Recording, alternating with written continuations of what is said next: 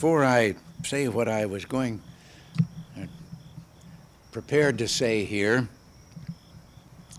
I think that all of us ought to join in a happy birthday. There is a period in which you can tell a lady's age, when it's Irene Marcos and it's her 22nd birthday. Happy birthday.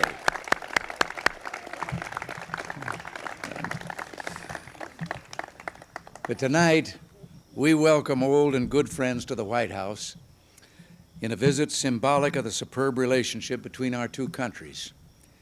It's a nostalgic occasion for us as well. Nancy and I often think of our 1969 visit to Manila when we first experienced that unexcelled Philippine hospitality as the guests of our guests here tonight. And the birthday girl was quite young and small at that time. Many things have changed in both countries since that time, but one thing remains constant: the basic nature of the Filipino-United States friendship. It remains solid.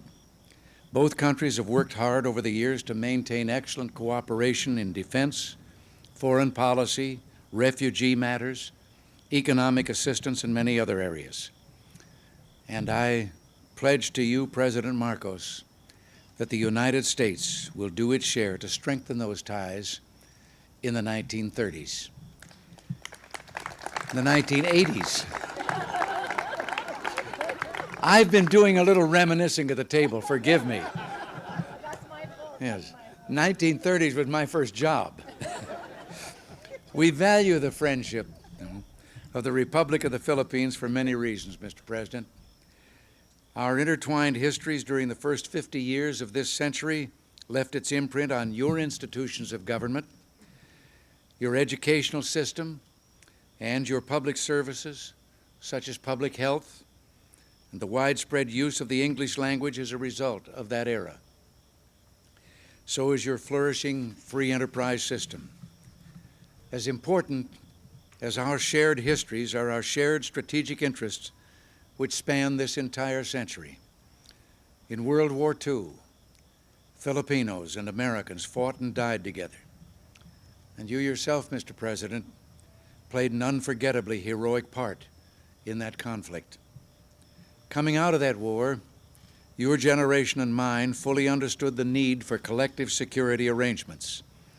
Unfortunately, some of today's young people, blessed by decades of relative peace, may not have this understanding. I think it's our duty to impart our historical experience to them. Today, a strong defense alliance is a major factor in contributing to the security of the Philippines and to the maintenance of peace and security in Asia. With the next review of the military bases agreement, which begins in 1983, we shall continue to modernize our security relationship to best serve our mutual security interests. Both of our economies depend on vigorous trade and investment. These ties remain strong, and your presence in Washington, Mr. President, has enabled us to conclude several outstanding economic matters. President Marcos, we have accomplished a great deal together over the years. We will all do more in the years to come. Common determination to achieve a better life doesn't mean that we need to be alike. We need only to treat one another in a spirit of generosity and mutual respect. If we do that, our continuing commitment to one another, resting as it does on many years of close relations, will be solid now and for the future. Amen. So in that spirit, let me offer a toast to the President, Mrs. Marcos, and to the people of the Philippines, and to the mutual respect, the dedication to peace and security in the world, and the shared values which unite us.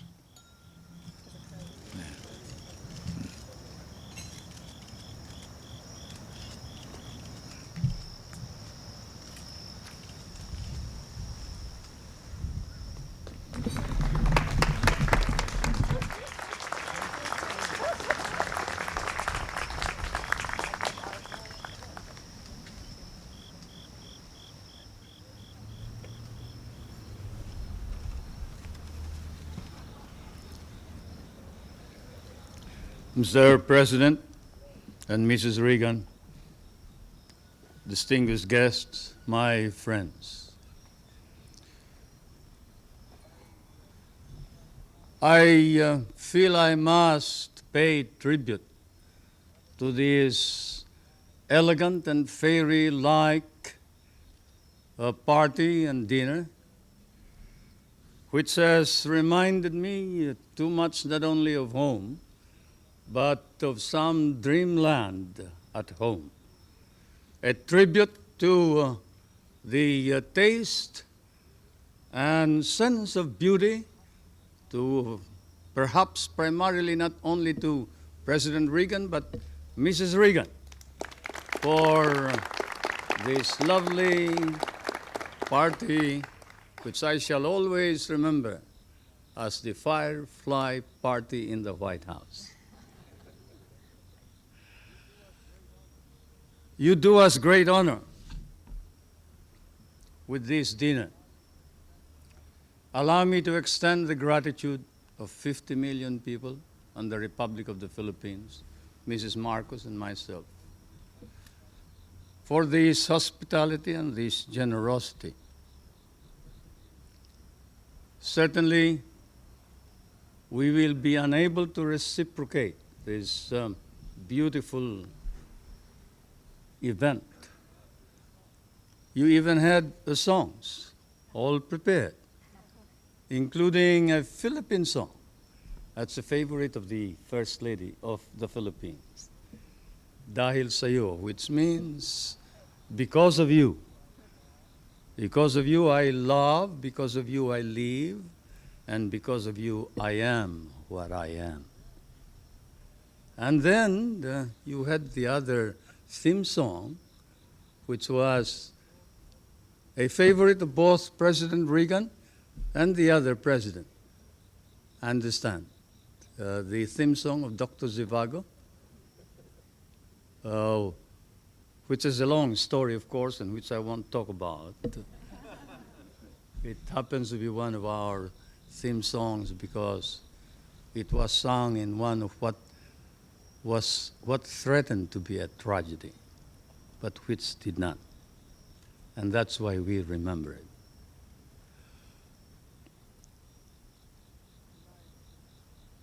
Tonight, the Philippines once again is obligated to you, Mr. President, for your kind and generous words.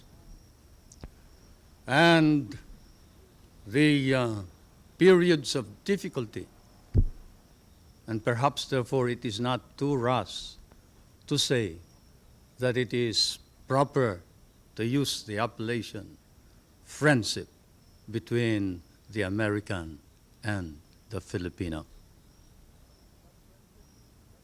That friendship, that abiding friendship, we cherish and cherish deeply. And this is why, as I come and stand once again on American soil, Mr. President, I cannot but be candid. I would not be candid if I did not speak too of those misunderstandings and the adversities which we have faced together. For the world faces challenge and change.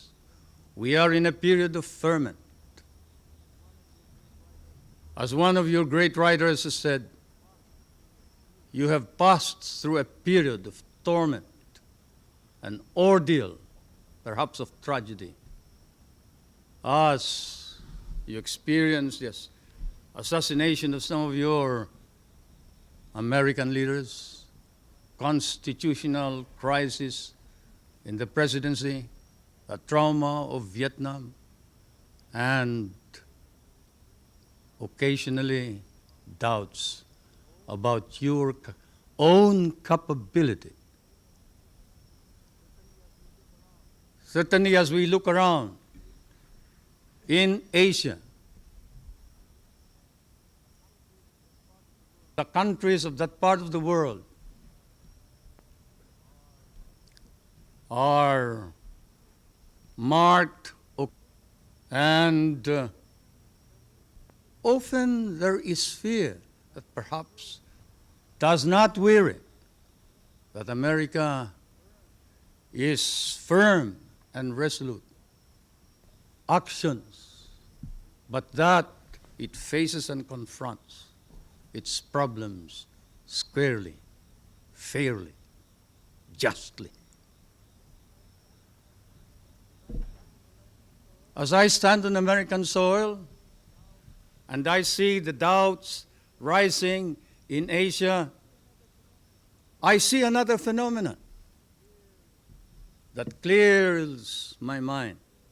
It is the phenomenon of an American nation led by a new leadership, earnestly exerting heroic efforts in order to stop the slide and the loss of prestige of American leadership throughout the world. Yes, Mr. President, out of the dark, out of the shadows of the decline in even respect for America and decline for her leadership, there is a rising and emerging a new America, not only in Asia, but perhaps throughout the world.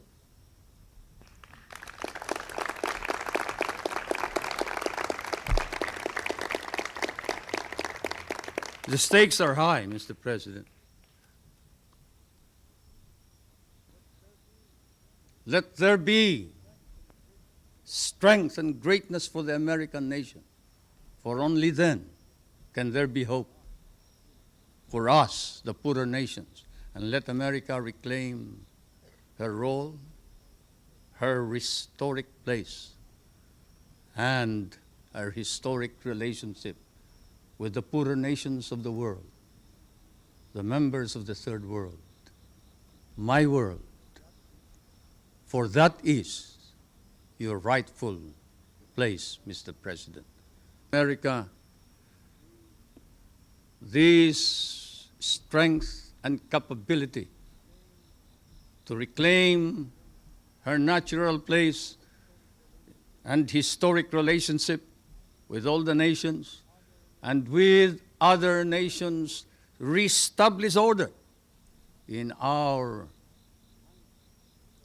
anxious, troubled world. We pray for this, we hope for this. Not only the big nations, but especially the small ones.